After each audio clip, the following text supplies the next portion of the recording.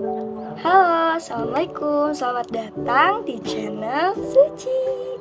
Jadi di video kali ini aku akan membahas tentang performance implementation in human resources management. Ada apa aja sih pembahasannya? Mari kita simak videonya. Let's study together for 5 minutes with me.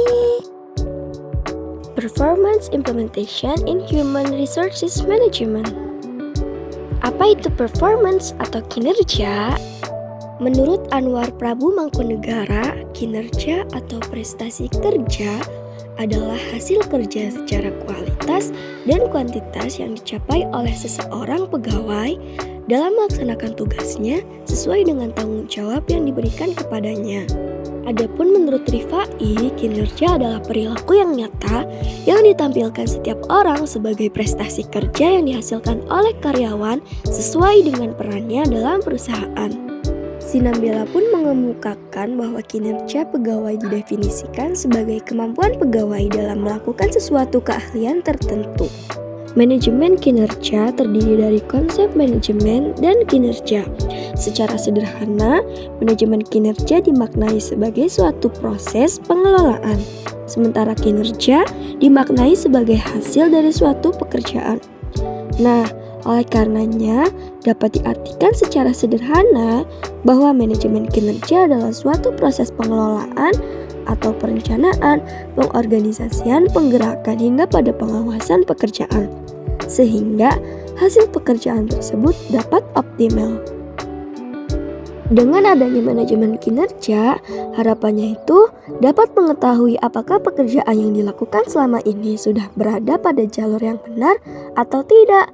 Dengan kata lain, manajemen kinerja tidak hanya terkait dengan kinerja pegawai secara individu, tetapi juga kinerja organisasi secara keseluruhan.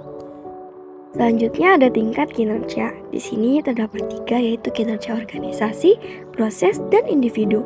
Ya, tingkat pertama pada kinerja organisasi. Pencapaian hasil pada tingkat atau unit analisis organisasi kinerja pada tingkat organisasi ini terkait tujuannya untuk organisasi, rancangan organisasi, dan manajemen organisasi. Tingkat yang kedua yaitu kinerja proses. Di dalamnya itu menghasilkan produk atau pelayanan yang dipengaruhi tujuan proses, rancangan proses, dan manajemen proses. Tingkat yang ketiga yaitu kinerja individu. Pencapaiannya atau efektivitas pada tingkatnya itu pada pegawai pekerjaan atau pada individu pegawai yang dipengaruhi tujuan pekerjaan, rancangan pekerjaan, dan manajemen pekerjaan serta karakteristik individu. Pendekatan pengukuran kinerja. Pendekatan yang pertama yaitu personality traits, yaitu untuk mengukur kepemimpinan inisiatif dan sikap. Sedangkan pendekatan yang kedua yaitu pendekatan perilaku. Gunanya untuk mengukur umpan balik kemampuan presentasi respon terhadap komplain pelanggan. Dan yang ketiga yaitu pendekatan hasil. Untuk mengukur kemampuan produk menyelesaikan produk sesuai jadwal peningkatan produk atau jualan. Aspek pengukuran kinerja yaitu produktivitas, kualitas, ketepatan waktu, putaran waktu, penggunaan sumber daya, dan biaya. Jenis ukuran kinerja ada 4. Ukuran pertama yaitu uang pendapatan pengeluaran dan pengembalian waktu. Yang kedua yaitu ukuran upaya atau dampak capaian sasaran, penyelesaian proyek, tingkat pelayan, dan kemampuan mempengaruhi. Yang ketiga yaitu ukuran reaksi, berupa penilaian rekan kerja, pelanggan, pemegang pekerjaan lainnya. Dan yang keempat yaitu ukuran waktu, pelaksanaan kerja dibandingkan jadwal, batas akhir, kecepatan respon, dan jumlah sasaran. Manfaat kinerja menurut Sinambela. Manfaat kinerja itu ada 3, bagi atasan, bagi bawahan, dan bagi organisasi. Yang pertama bagi atasan.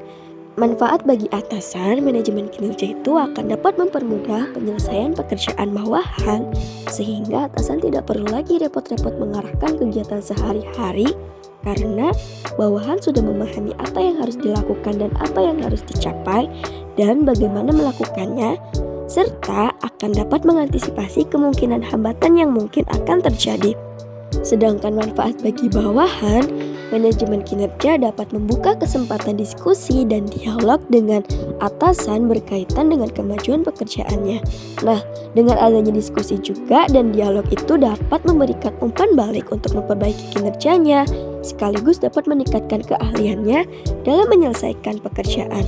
Selain itu juga, manajemen kinerja juga memberdayakan bawahan karena ia tidak harus selalu meminta arahan kepada atasan, karena melalui manajemen kinerja akan meningkatkan kemandirian pegawainya. Sedangkan manfaat bagi organisasi, manajemen kinerja memungkinkan timbulnya kejelasan keterkaitan antara tujuan organisasi dan tujuan pekerjaan masing-masing pegawai.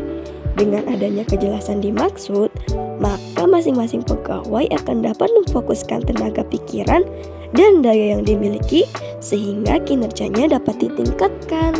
Adapun tujuan kinerja karyawan menurut Fahmi, yang pertama untuk mencapai peningkatan yang dapat diraih dalam kinerja organisasi. Yang kedua, bertindak sebagai pendorong perubahan dalam mengembangkan suatu budaya yang berorientasi pada kinerja. Selanjutnya yaitu untuk meningkatkan motivasi dan komitmen karyawan. Yang keempat, untuk memungkinkan individu mengembangkan kemampuan mereka. Dan yang terakhir yaitu untuk mengembangkan hubungan yang konstruksi dan terbuka antara individu dan manajer dalam suatu proses dialog yang dihubungkan dengan pekerjaan yang sedang dilaksanakan sepanjang tahun. Nah, mungkin itu tadi pembahasan tentang performance implementation in human resources management. Dimana videonya semoga bermanfaat ya. Jangan lupa untuk terus support dan dukung aku dengan like, comment, dan subscribe.